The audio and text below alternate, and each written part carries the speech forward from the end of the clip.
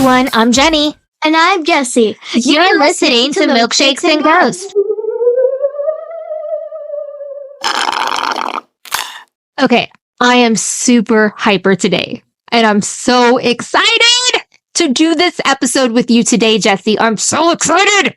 Yeah, I kind of noticed that. What is wrong with you? I mix my coffee, coffee, with a shot of espresso. And then I took that delicious butter pecan ice cream that I have that's just for me.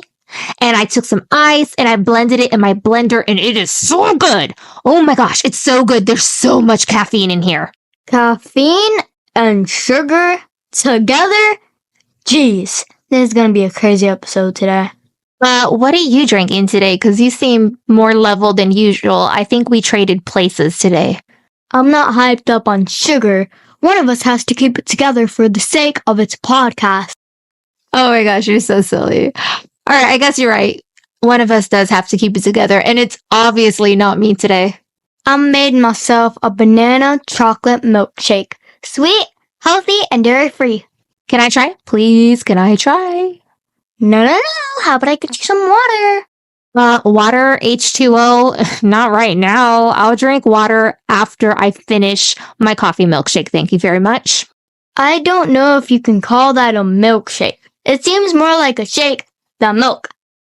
With the amount of coffee that's in here, I will definitely be shaking after drinking this. Oh my gosh, that was faker than press-on nails, okay? Literally. Faker than press-on nails. You don't gotta laugh at my mom jokes. Oh my gosh, that was funny. All right, I have an exciting story today. Is it something I'm familiar with?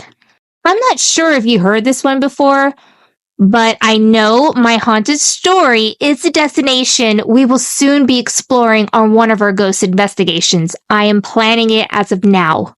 You're speaking to my heart. I love ghost hunting. Have you heard of the haunted Tampa Theater? Tampa? Sounds familiar, but where is it at? Well, it's located in Florida. One of my favorite places to vacation. The city of Tampa, Florida is crawling with ghosts, and they show up in the most mundane, unexpected places. The Tampa Theater is no exception. Now, before I get into the hauntings, let me explain a little bit about its history. Jessie, I want you to close your eyes. I need you to picture this in your head. For all of you listeners out there, if you're not driving and are somewhere safe while you're listening, close your eyes too. I need everyone to envision what I'm about to explain. Why do I have to close my eyes? We're just going on a journey back in time. Are you ready? You know I am. 3, 2, 1. The year is 1926. You're standing outside a newly opened movie palace. It towers high in the sky, lights glittering all around. A large crowd of important people gather all around. The entry fee is 25 cents. You check your pocket and feel something cold, smooth, and hard beneath your fingertips. You pull it out and reveal a shiny quarter. You decide to join the crowd, paying the fee and enter the lavish Tampa Theater. The interior of the theater is just as stunning as the exterior, decorated with extravagant Art Deco light fixtures, plush red velvet seats, and ornately carved replicas of Grecian busts keeping watch through the eyes of stone. Your heart leaps with excitement. You take your seat. The show is about to begin. Jessie, open your eyes. And everyone listening also open your eyes. I just wanted everyone to imagine how truly remarkable this theater is. I pictured it in my head. It made me think of your last birthday party. How did you do everything from the 1920s era? I worked really hard on that birthday, and it was a lot of fun. It was a great party, and no regrets on that. I suffered quite a bit every night and every day decorating, but no regrets. It was remarkable, and probably the last birthday party I will ever do because it was that hard to put together. I personalized all the decorations and turned the entire house into a speakeasy. And what was the best part of it? was that everyone dressed up as flappers and gangsters. It was so much fun. I love the clothing from the 1920s. Me too, girl. Now, in the 1920s, motion pictures were becoming the most popular and accessible form of entertainment for many Americans out there. Millions of men, women, and children flocked to the silver screen week after week. The creator of the Tampa Theater, John Eberson, was known for designing elaborate, atmospheric theaters, and the Tampa Theater quickly became his most exciting design yet. When completed, the single stage of the Tampa Theater mimicked the experience of sitting in a courtyard beneath a twinkling sky of stars. Complete with clay rooftops, gargoyles, and tangled vines against a glowing blue backdrop. Eberson's design teleported audience members to another time and place, truly exemplifying the escapism of moviegoing in the 20th century. I wish we still had movie theaters like that. I agree, girl. I haven't been to the movies in years. I'm not a fan of the movie theater. I guess the older I get, the less I like sitting down for all them hours. I'd rather stay home and watch a movie in the comfort of my own bed, Netflix and chill. Maybe if a movie theater was like the one Eberson used to design, I would definitely want to go to something like that. It sounds amazing. Plus, last time I was at the movies, I saw people with no shoes on sticking their gross feet on the back of someone else's chair. That's disgusting. Exactly why I would rather stay home. For decades, the Tampa Theater made lots of money. During the 1930s, America tried to stay afloat from the Great Depression. The Tampa Theater was a great escape for that. The 40s saw a similar need to escape during the war. But by the 1950s, movie mania had begun to cool. In the wake of World War II, American families began migrating to the suburbs, devastating the many downtown businesses that had become dependent on their financial support. Television was soon invented and was now competition for theater sales. As audience members dwindled, the Tampa Theater fought in vain to keep up with the ever-rising costs of staying in business. By the early 1970s, the once great movie palace came close to getting demolished, but the citizens of Tampa refused to stand for this. In 1973, the community rallied around the beloved theater and struck a deal with the Tampa City Council to purchase the building and ensure its preservation. Renovations began the following year, and in 1977, the Tampa Theater reopened. In 1978, the theater officially landed on the National Register of Historic Places and was designed a Tampa City landmark a decade later. That's amazing that the community didn't let the building get demolished. It truly is amazing, and I'm glad they did that. It's now a part of history. Today, the story of how Tampa saved its theater has become a celebrated success story and a kind of model for saving and preserving historic places. The theater is currently managed by the nonprofit organization, the Tampa Theater Foundation, and hosts over 600 events a year in its single auditorium. These events fall under a wide range of categories, including new releases, classic films, live performances, tours, and educational seminars. Where it once struggled to stay in business, the Tampa Theater has now welcomed over 5 million guests inside its doors and remains a testament to the remarkable spirit of the citizens of Tampa. According to legend, many of these citizens enjoy a night at the movies so much that they've decided never to leave. It is rumored that a whole cast list of undead characters patiently awaits the dimming of the theater lights, signaling their cue to come out and play among the living. Now, grab onto your seat. It's time to talk about all the haunted happenings. Let's get spooky. My favorite conversation, ghosts! First up on the list of Tampa Theater poltergeists is the chain-smoking spirit of Foster Finley. Fink worked as a projectionist at the theater until he died of a heart attack in 1965, inside the very booth where he worked. But many guests and employees believe Fink never left. According to the people that knew him, Fink only took the job to watch free movies. It is rumored that he never stopped. he continues watching movies well into his afterlife. Over the years, people seated in the back row by the projection room have made complaints about cigarette smoke, even though the theater has banned smoking for decades. Other visitors have reported hearing loud, boisterous laughter, followed by a heavy smoker's cough coming from the projection room. One employee has spoken about a strange tale involving the late Fink Finley.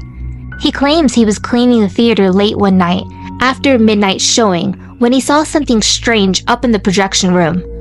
Unable to make out what it was, he set down his broom and walked up the stairs to investigate.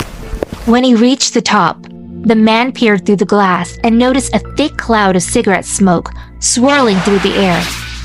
"Who's there?" he shouted, assuming that a group of teenagers snuck into the back room and was smoking cigarettes. However, no one answered. Confused, he unlocked the projection room.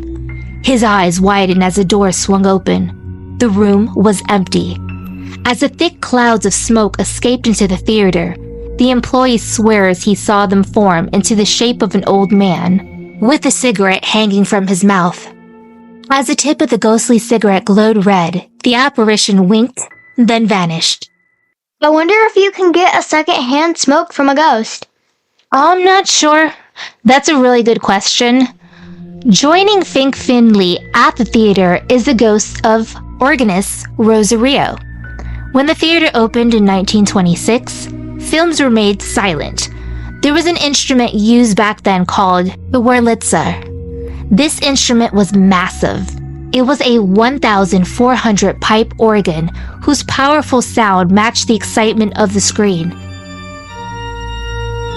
This instrument was retired by the 1930s when sound snuck its way into the big screen. 50 years later, the organ was reinstated as part of the city's renovation efforts, and the theater hired accomplished musician Rosa Rio to play it. For decades, Rosa played the organ with pride, playing beautiful haunting melodies night after night. She was so passionate about the instrument that not even death could keep them apart. In 2010, Rosa passed away. However, many visitors and employees of the theater believe she never stopped coming into work. One visitor recalls a spooky sighting of Rosa.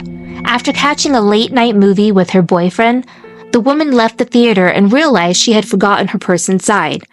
Turning around, she went back inside to retrieve it. As soon as she entered, she could hear the chilling tones of an organ being played. The haunting, ominous notes echoed through the whole room. The woman watched in terror as the massive instrument's many keys and pedals rose up and down of their own accord. She was so terrified, she immediately fled the theater, forgetting her purse entirely. I would have left my purse too. Not me. I would have gotten someone to go with me and then get my purse. Actually, I agree with you on that. My cell phone is always in my purse. I would definitely need footage of that. Footage is really important. I think if it was you and me, we'd be like, okay, we got to get a recording of this. We got to get an EMF reading. I mean, that's how we roll, right, Jessie? Yeah. My last Tampa Theater ghost is the well-dressed spirit of the Fedora Man. According to the long-term employees and visitors of the theater, the spirit most often materializes in seat 308. Many employees have reported looking into the audience after hours and spotting the shadowy figure of a man in a suit and hat. When addressed, the figure vanishes into thin air. Out of respect for the Fedora Man, the theater reserves seat 308 for special performances. And that is the haunted, spooky, bone-chilling happenings of the Tampa Theater. You have to go there and do an EMF reading in that theater, especially seat 308. I'm ready when you are. Let's go. We are definitely going to investigate and do a ghost hunt. We really are. We're going to do a ghost hunt on this theater. I really want to go.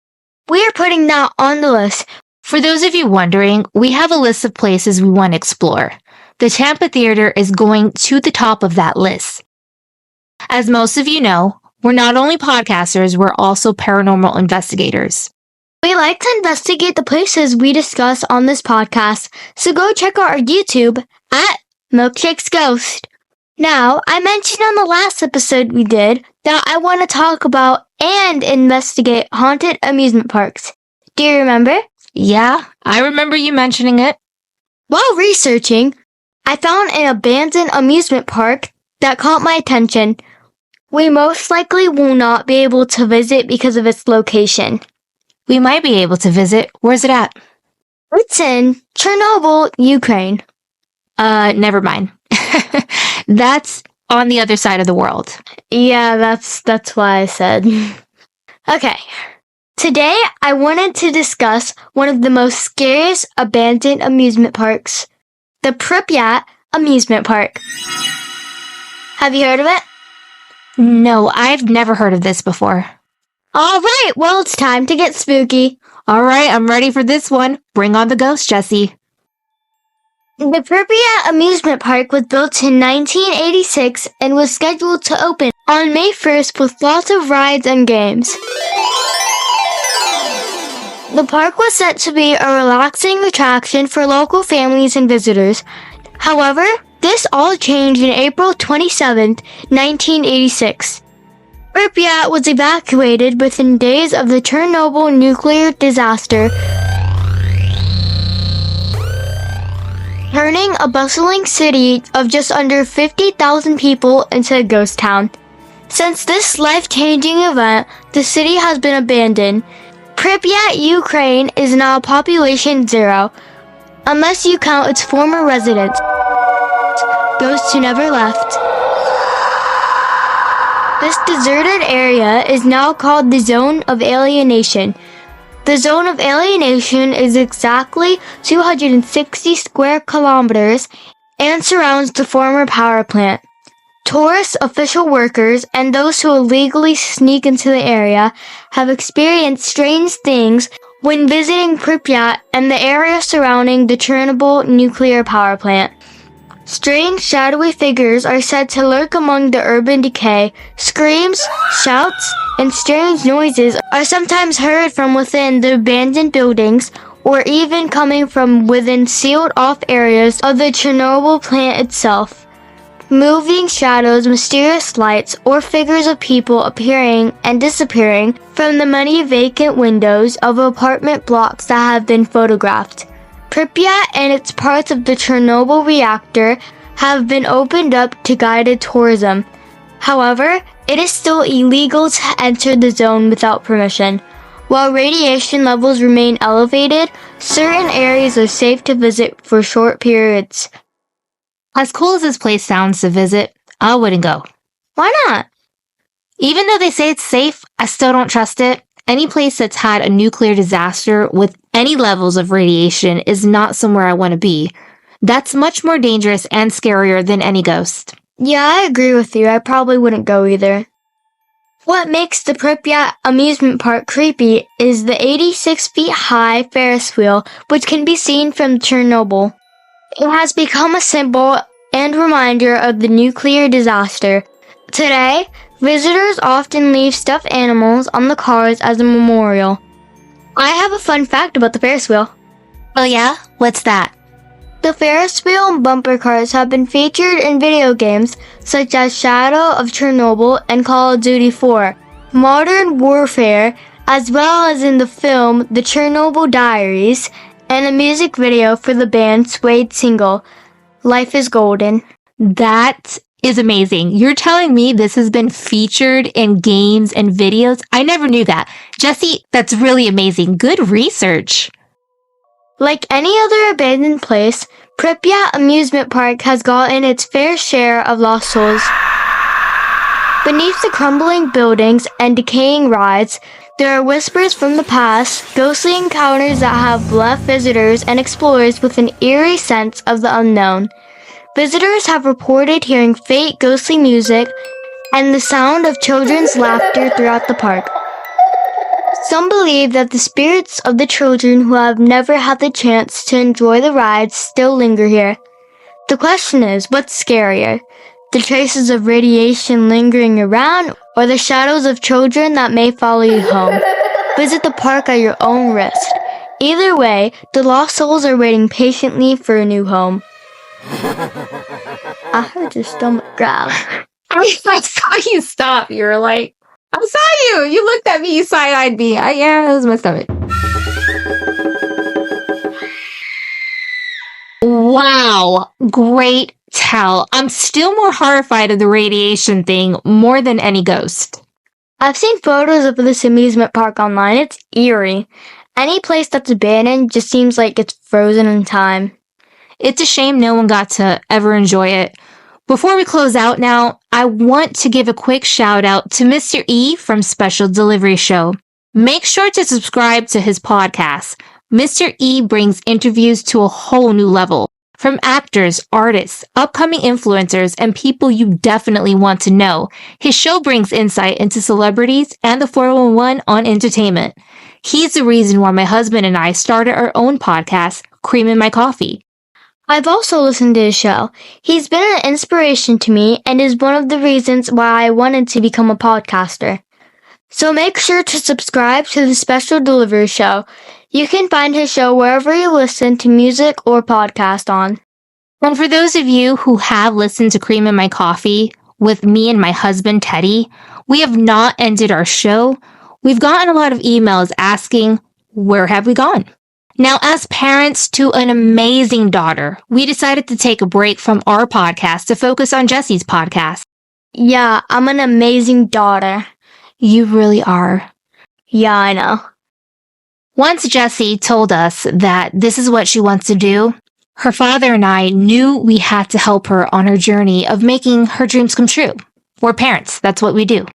We will get back to podcasting eventually. But as of right now, it's Jessie's time to shine with this podcast, Milkshakes and Ghosts. You both are amazing parents. That means a lot to me. We love you so much and are very proud of you. We're so proud of you, Jessie. Thanks, Mom. I love being your mom. I really do. You're an amazing, amazing daughter. I'm very blessed to have you as my daughter. Well, that's all the time we have. Thanks for joining us on this haunted journey. And remember, we're podcasters by day and paranormal investigators by night. We sure are. Make sure to join our paranormal investigations on YouTube. Our YouTube handle is @MilkshakesGhost, both S, all lowercase. And make sure to punch that subscribe button in the face. I will link our YouTube and all our socials in the show notes. We're on TikTok, Threads, Instagram, Twitter, and of course, like we said, YouTube. Follow us on all our socials for updates on everything that's going on in our spooktacular world. And remember, keep drinking milkshakes And keep being spooky!